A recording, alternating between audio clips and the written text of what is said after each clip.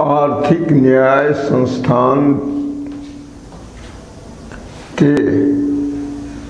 आज से प्रारंभ हो रहे आर्थिक न्याय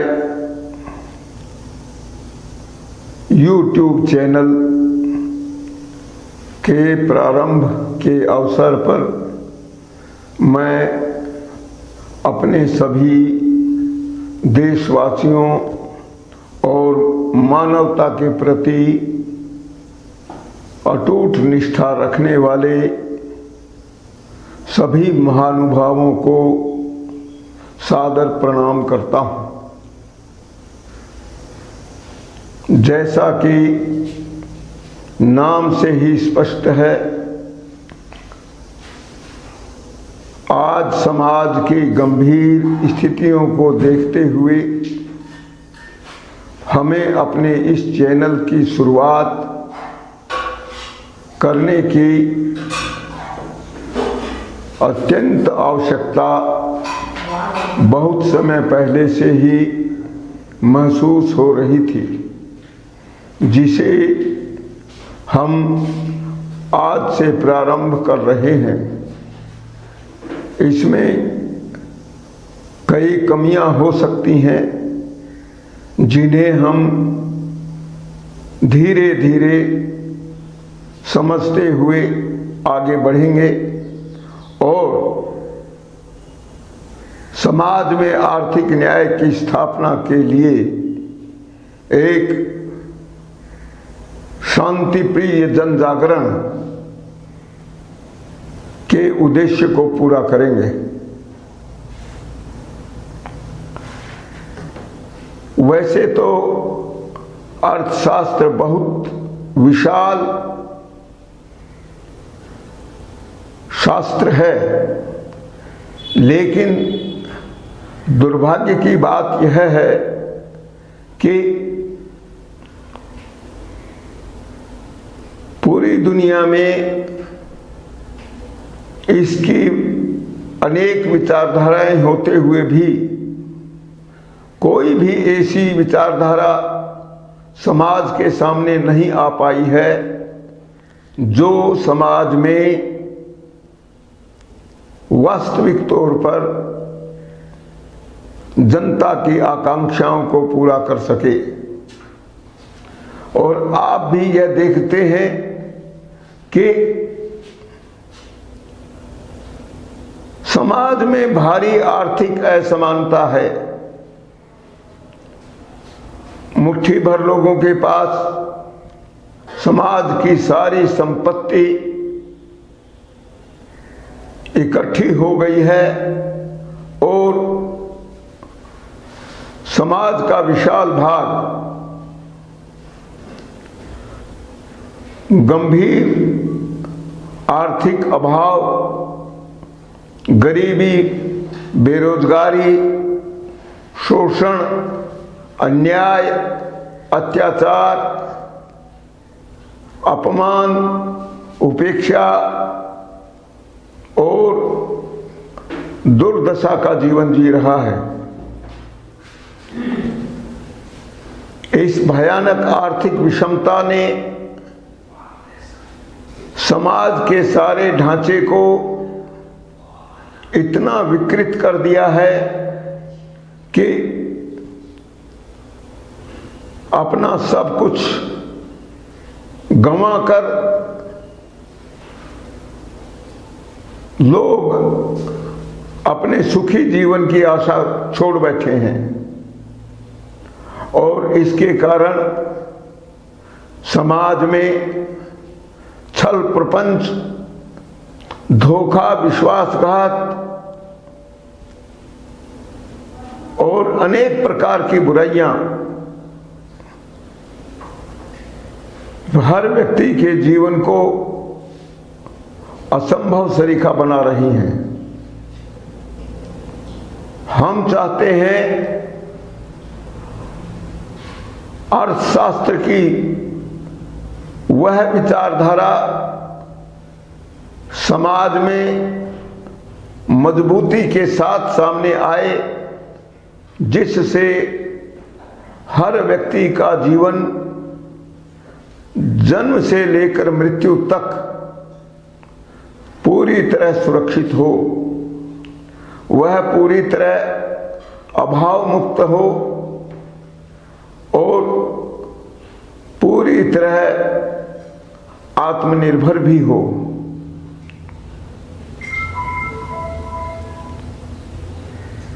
आप यह भी समझ सकते हैं कि आज दुनिया की ऐसी कोई भी विचारधारा नहीं है जो समाज के इस मूल उद्देश्य को पूरा करती हो। तो आज मैं प्रारंभ के इस अवसर पर निष्कर्ष के रूप में यह बताना चाहता हूं कि यह पूरी तरह संभव है। जो पूरी दुनिया में आज झूठा अर्थशास्त्र षड्यंत्र पूर्वक चल रहा है, उनके सारे हथकंडों को भी हम निरंतर पाठकों श्रोताओं के सामने रखते रहेंगे और धीरे धीरे उन सारे विषयों का चैनल के माध्यम से समाज को बताते भी रहेंगे। आज शुभारंभ के अवसर पर कुछ बातें सूत्र रूप में रखना मैं उचित समझता हूं। हमें यह बात अच्छी तरह समझ लेनी चाहिए कि समाज में शांति की स्थापना किसी प्रकार की धोखाधड़ी, बेईमानी, झूठ, फरेब, पाखंड के बल पर और गोपनीयता के बल पर स्थापित नहीं की जा सकती और वह केवल सत्य, न्याय और पारदर्शिता के आधार पर स्थापित की जा सकती हो। उस स्थिति में कोई भी व्यक्ति किसी का शत्रु भी नहीं रह सकता।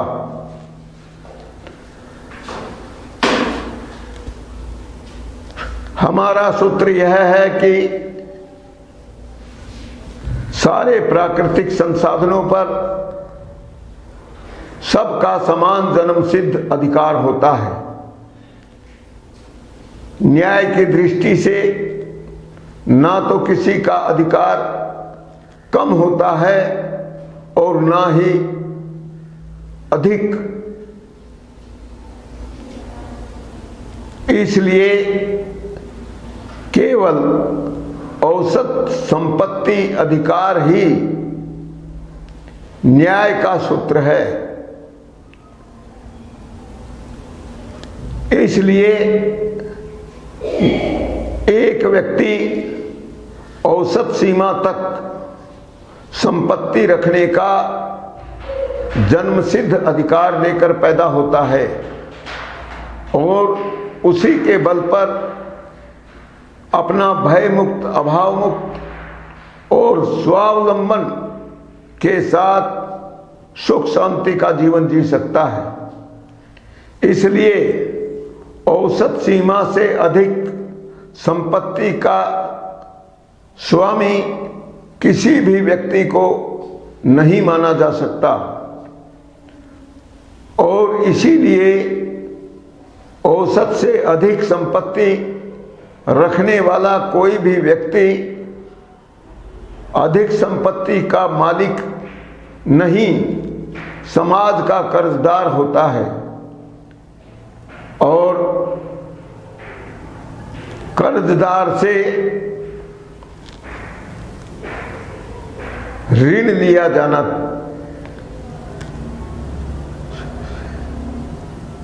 ऋण का ब्याज लिया जाना ही न्यायपूर्ण है। इसलिए हमारा सूत्र कहता है कि समाज में गरीबी रेखा नहीं, अमीरी रेखा बननी चाहिए,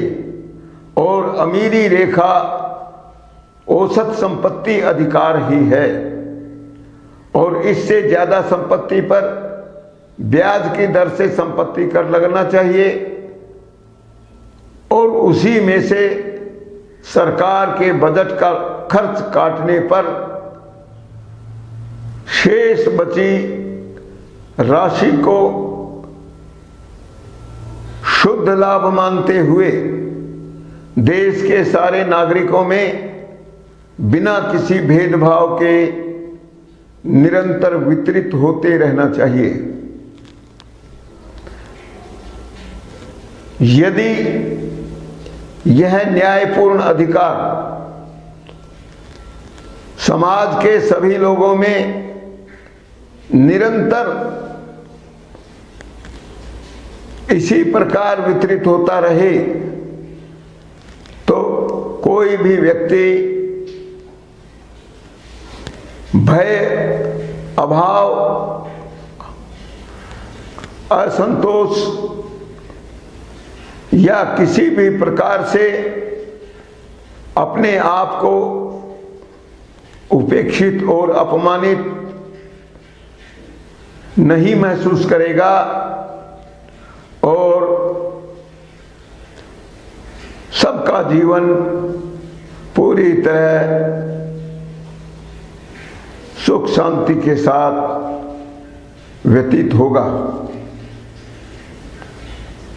आप इस प्रकार की व्यवस्था से यह सोच सकते हैं कि आज जो बेरोजगारी, लाचारी,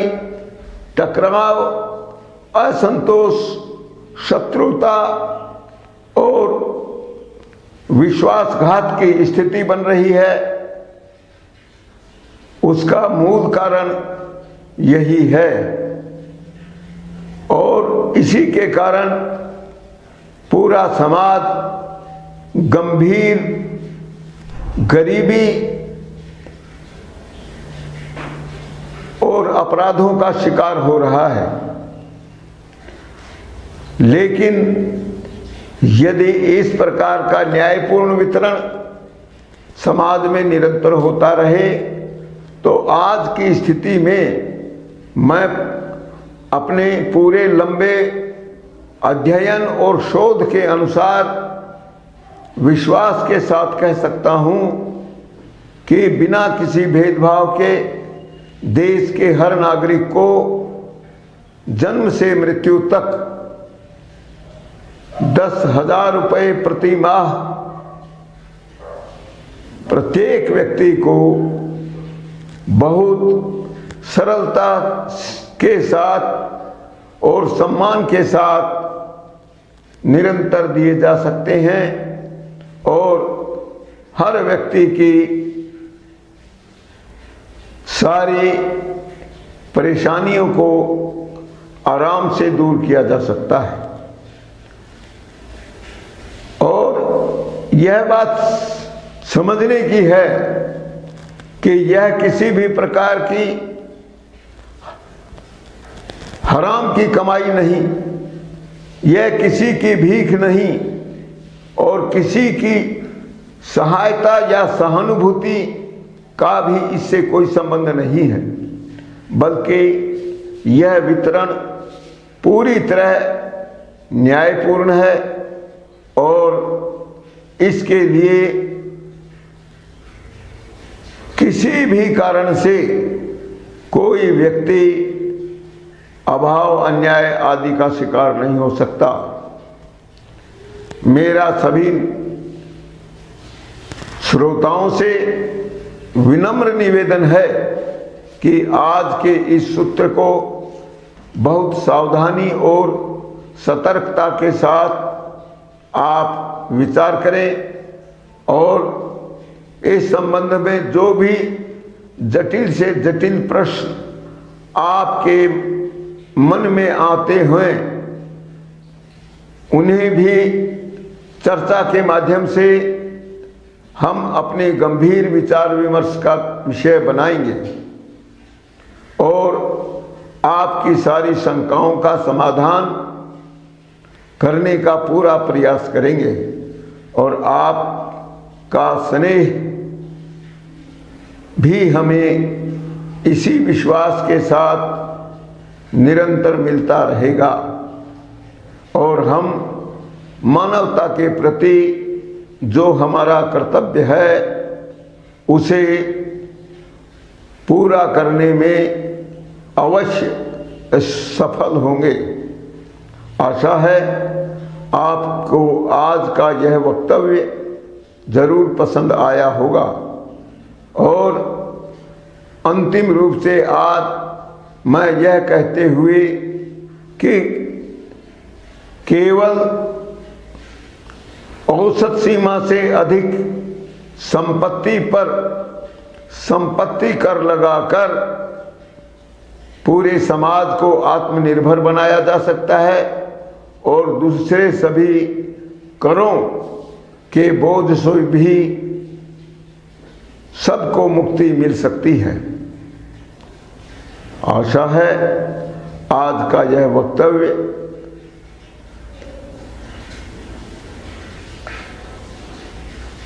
हमें समाप्त करने की आज्ञा दीजिए और भविष्य के लिए हमारे चैनल को अपना स्नेह और प्यार देते रहने के लिए हमें हिम्मत दिलाइए। हमारा उद्देश्य पूरी मानवता और हर व्यक्ति के जीवन को अधिक से अधिक सुखी बनाना है ताकि कोई भी कमजोर व्यक्ति उसके इस न्यायपूर्ण अधिकार से वंचित न रहे।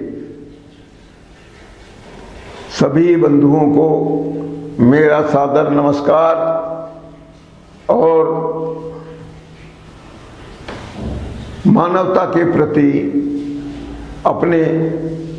विश्वास को दृढ़ रखते हुए हमको आगे बढ़ने के लिए आपका आशीर्वाद मिलता रहेगा। जय भारत।